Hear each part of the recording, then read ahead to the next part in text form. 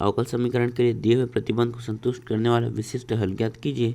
11x3 धन x वर्ग धन x धन 1 dy/dx बराबर 2x वर्ग धन x और यहाँ पर y बराबर 1 यदि x बराबर 0। तो हम इसमें इस अवकल समीकरण का विशिष्ट हल ज्ञात करना है, मतलब हमें इसमें इनका उपयोग करते हुए c का मान ज्ञात करना है। तो यहाँ पर हम लिखेंगे दिया है x3 धन x वर्ग धन x धन 1 dy/dx बराबर 2x वर्ग धन x। फिर यहाँ पर हम इसमें गुणनखंड करेंगे, मतलब हम इसमें से x का वर्ग और इसमें से 1 कॉमन लेंगे।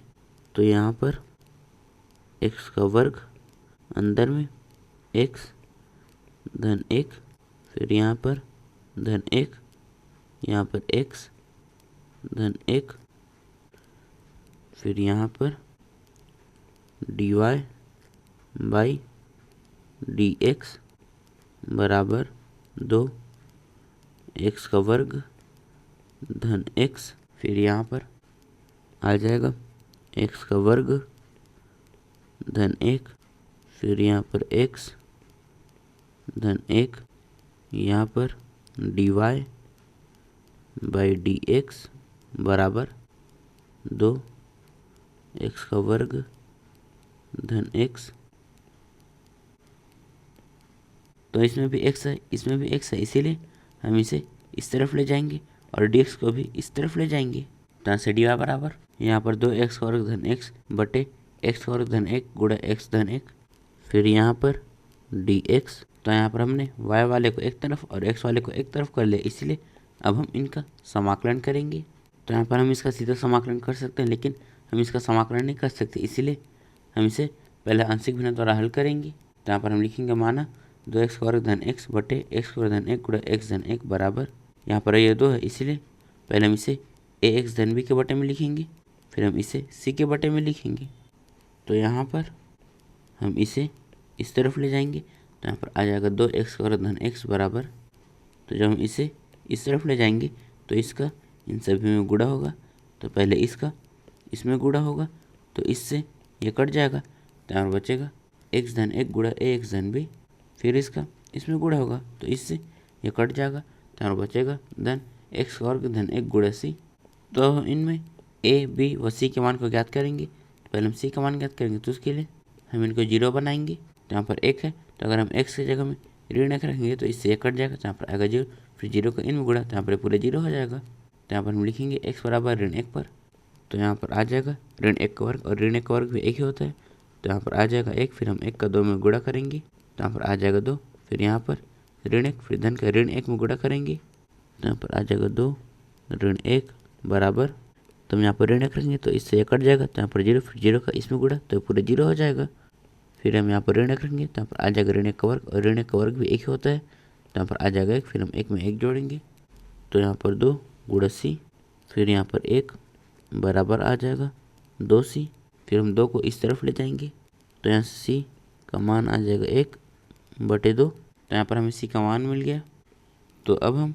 b का मान याद करेंगे, तो उसके लिए हम a को 0 बनाएंगे, क्योंकि हमें c का मान तो मिल गया। तो अगर हम x की जगह हम 0 रखें तो 0 का में गुणा, तो यहाँ पर पूरे 0 हो जाएगा। तो यहाँ पर हम लिखेंगे x बराबर 0 पर, तो यहाँ पर आ जाएगा 0 का वर्ग, और 0 का वर्ग भी 0 होता है, तो यहाँ पर 0, फिर 0 का इसमें गुणा, तो पूरा 0 हो जाएगा। तो यहाँ पर आ जाएगा 0 धन, यहाँ पर भी 0, फिर हम 0 में 0 जोड़ेंगे, तो यहाँ पर आ जाएगा 0 बराबर, यहाँ पर आ जाएगा 0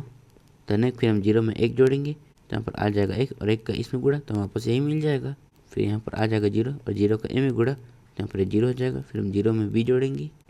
तो यहाँ पर आ जाएगा b धन, यहाँ पर आ जाएगा 0 का वर्ग, और 0 का वर्ग भी 0 ही होता है, तो यहाँ पर 0, फिर हम 0 में 1 जोड़ेंगे, तो यहाँ पर 1, फिर 1 का c में गुणा, तो यहाँ पर c। तो हम c को इस तरफ ले जाएंगे, तो यहाँ पर आ जाएगा ऋण c बराबर b, और हम इसे लिख सकते हैं b बराबर ऋण c। फिर हम यहाँ पर c का मान रखेंगे जो है 1/2, तो यहाँ पर आ जाएगा b बराबर ऋण 1/2। तो यहाँ पर हमें b का मान भी मिल गया और c का मान भी मिल गया, इसलिए अब हम a का मान ज्ञात करेंगे। तो उसके लिए हम x की जगह में 1 रखेंगे, तो यहाँ पर आ जाएगा 1 का वर्ग, और 1 का वर्ग भी 1 ही होता है, तो यहाँ पर 1, फिर हम 1 का 2 में गुणा करेंगे, तो यहाँ पर 2, फिर यहाँ पर 1, फिर हम 2 में 1 जोड़ेंगे, तो यहाँ पर 3 बराबर, यहाँ पर आ जाएगा 1, फिर हम 1 में 1 जोड़ेंगे, तो यहाँ पर 2, फिर यहाँ पर आ जाएगा 1, फिर हम 1 का a में गुणा करेंगे, तो यहाँ पर आ जाएगा a धन b, फिर यहाँ पर आ जाएगा एक का वर्ग, और एक का वर्ग भी एक ही होता है, तो यहाँ पर आ जाएगा एक, फिर हम एक में एक जोड़ेंगे, यहाँ पर आ जाएगा धन 2c, फिर 2 का इसमें गुणा करेंगे, तो यहाँ पर आ जाएगा 3 बराबर यहाँ पर 2a धन यहाँ पर 2b धन यहाँ पर 2c, फिर हम यहाँ पर b और c का मान रखेंगे जो है ये, तो यहाँ पर 3 बराबर 2a धन यहाँ पर 2, फिर यहाँ पर ऋण 1 बटे 2 धन यहाँ पर 2, यहाँ पर 1 बटे 2, तो यहाँ पर इससे ये कट जाएगा, तो यहाँ पर बचा है 2, फिर हम 2 को इस तरफ ले जाएंगे, तो यहाँ से a का मान आ जाएगा 3 बटे 2, और यहाँ पर तो यहाँ पर यह है हमारा समीकरण 1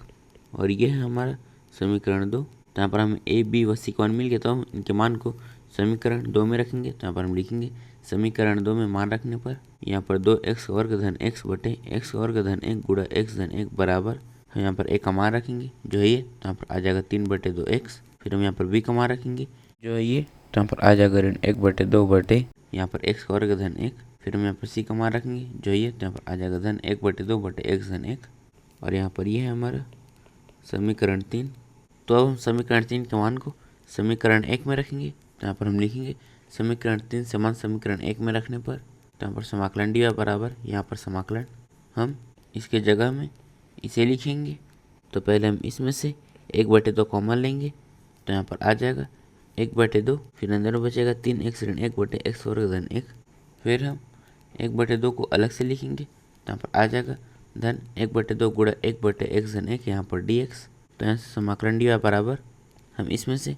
1 बटे 2 को कॉमन लेंगे, तो यहाँ पर आ जाएगा 1 बटे 2। तो हम समाकलन और dx को इन दोनों में अलग अलग लिखेंगे, तो पहले हम इसके साथ लिखेंगे, तो यहाँ पर आ जाएगा समाकलन 3x ऋण 1 बटे x का वर्ग धन 1 यहाँ पर dx, फिर इसके साथ यहाँ पर आ जाएगा धन समाकलन 1 बटे x धन 1 यहाँ पर dx। तो समाकलन dy बराबर 1 बटे 2, हम इसे इन दोनों के हर में अलग अलग लिखेंगे, तो पहले हम इसे इसके हर में लिखेंगे, और यहाँ पर 3 कॉन्स्टेंट है तो बाहर आ जाएगा, तो यहाँ पर आ जाएगा 3 समाकलन यहाँ पर x बटे x का वर्ग धन 1 यहाँ पर dx,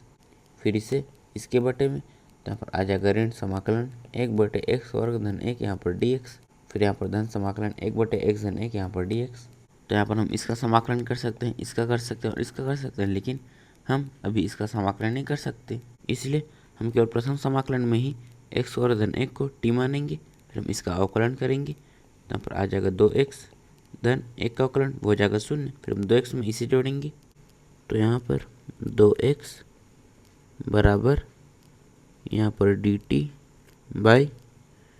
यहाँ पर dx, फिर dx इस तरफ आ जाएगा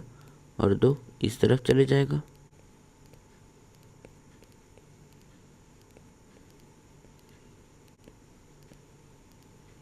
तो इनके मान को इसमें रखेंगे, और यहाँ पर यह है हमारा समीकरण 4। तो हम यहाँ पर लिखेंगे समीकरण 4 में मान रखने पर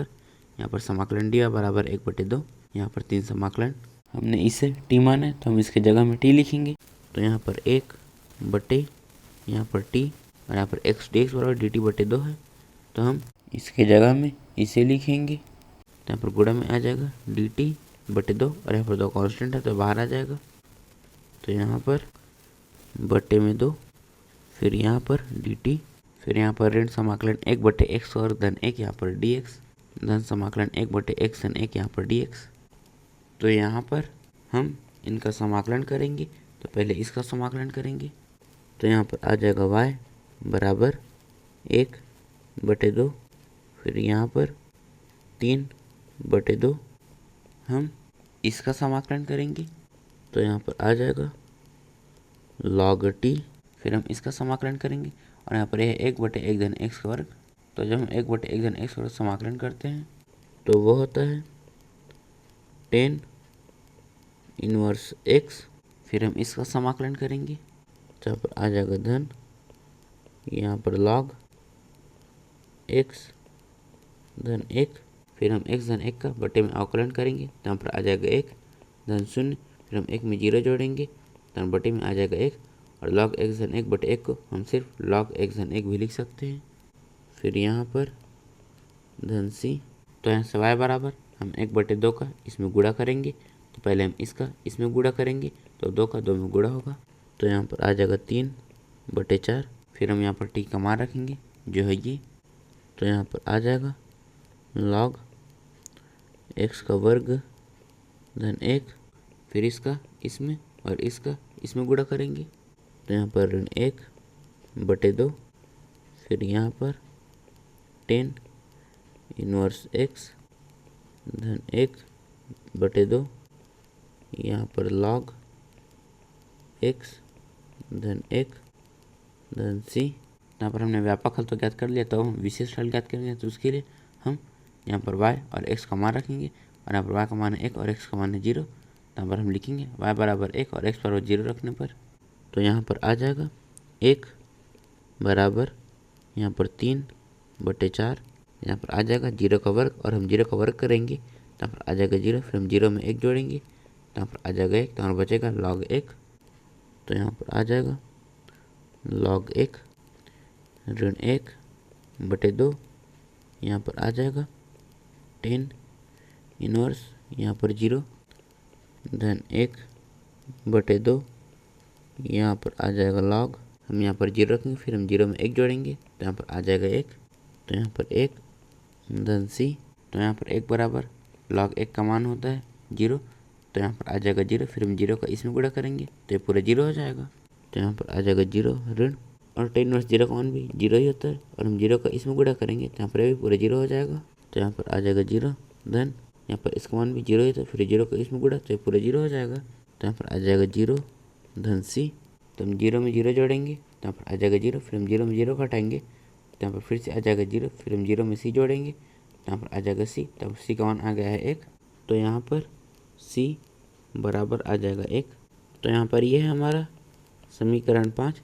तो अब हम c के मान को समीकरण 5 में रखेंगे, तो यहाँ पर हम लिखेंगे समीकरण 5 में c का मान रखने पर, तो यहाँ से y बराबर यहाँ पर ये ऐसे ही रहेगा, तो यहाँ पर आ जाएगा 3/4 log x वर्ग धन 1 ऋण 1/2 10 इनवर्स x धन 1/2 log x धन 1। फिर हम यहाँ पर c का मान रखेंगे जो है 1, तो यहाँ पर आ जाएगा धन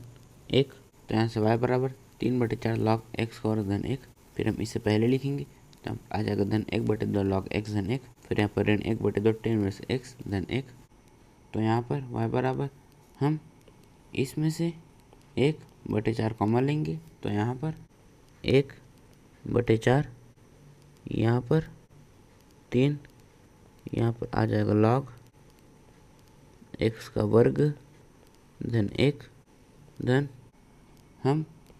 इसमें से 1/4 कॉमन लेंगे, तो यहाँ पर 1/4 कॉमन लेने का मतलब है कि हम इसमें 1/4 का भाग कर रहे हैं। तो जब हम इसमें 1/4 का भाग करेंगे तो यहाँ पर ये हो जाएगा 1/2/1/4, फिर 4 ऊपर चले जाएगा और 2 नीचे आ जाएगा, तो यहाँ पर आ जाएगा 4/2। फिर 2 एकम 2, 2 दूनी 4, तो यहाँ पर बचेगा 2। तो हम इसके जगह में 2 लिखेंगे, तो यहाँ पर आ जाएगा 2। फिर यहाँ पर log x धन 1।